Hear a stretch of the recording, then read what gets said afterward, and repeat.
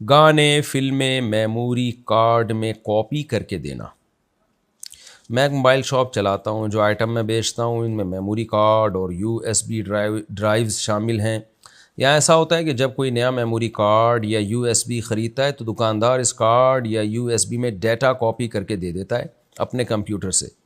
عام طور پہ لوگ گانے فلمیں کاپی کراتے ہیں۔ میں اس خیال سے کہ کاپی میں کاروبار میں بے برکتی ہوگی، گانے یا فلمیں کاپی کرنے سے گریز کرتا ہوں، مگر منافع کم کرنے کے باوجود بھی میموری کارڈ اور یو ایس بی کی فروخت میں واضح کمی آئی ہے۔ میں یہ پوچھنا چاہتا ہوں کہ اگر میں گانے فلمیں وغیرہ کاپی کر کے دے دیا کروں تو کیا میرے کاروبار میں بے برکتی ہوگی؟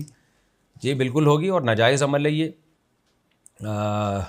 گانے یا فلمیں کاپی کر کے دینا جائز نہیں ہے، اس کی اجرت بھی آپ کے لیے حرام ہوگی، ناجائز ہوگی، اس سے ایوائڈ کریں آپ۔ باقی دین کے لیے کچھ قربانی تو دینی پڑتی ہے نا، اللہ کے لیے کچھ نہ کچھ قربانی دینی پڑتی ہے۔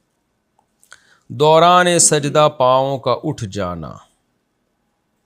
مزمل شیخ کانپور سے پوچھتے ہیں، انڈیا سے، نماز میں سجدے کے دوران اگر ہمارے پاؤں زمین سے اٹھ جائیں تو کیا ہماری نماز نہیں ہوگی؟ میں نے کئی لوگوں سے سنا ہے کہ نماز نہیں ہوتی۔ نہیں، یہ غلط سنا ہے آپ نے۔ اگر تھوڑی دیر کے لیے بھی انگوٹھا زمین پہ ٹک جائے تو فرض ادا ہو جاتا ہے، باقی یہ غلط ہے، گناہ کی بات ہے۔ سنت موقدہ یہی ہے کہ دونوں پاؤں کو آپ انگوٹھوں کو قبلے کی طرف رخ کر کے ٹکا کے رکھیں۔